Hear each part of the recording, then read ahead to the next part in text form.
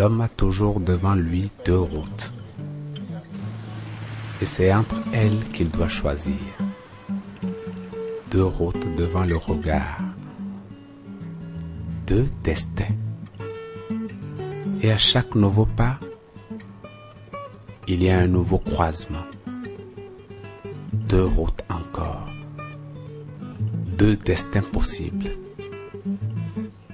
Et il en va ainsi jusqu'à la dernière seconde de vie.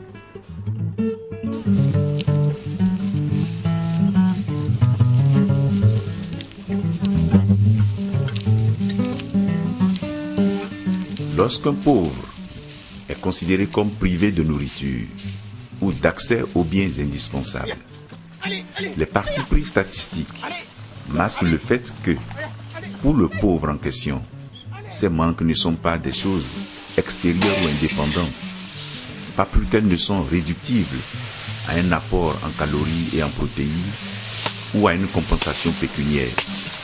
Ces manques ne sont, en fin de compte, que les symptômes d'un manque plus décisif, mais que le langage économique semble ignorer.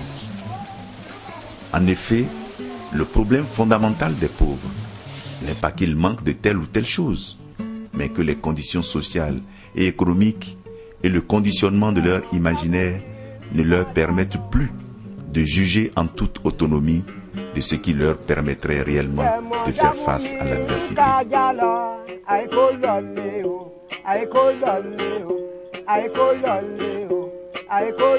S'engager aujourd'hui dans le combat pour la vie, c'est lutter en profondeur contre notre propre déchéance ontologique.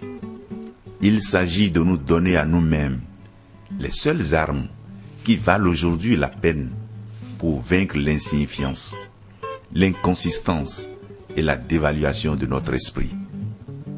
Ces armes sont essentiellement le rebranchement du fond de nous-mêmes sur les sources de nos énergies vitales et la réappropriation de nos pouvoirs d'initiative pour être capable de restructurer notre être en vue des batailles d'aujourd'hui, de conduire notre action de manière féconde et de bâtir la société de demain sur des logiques de promotion de la vie.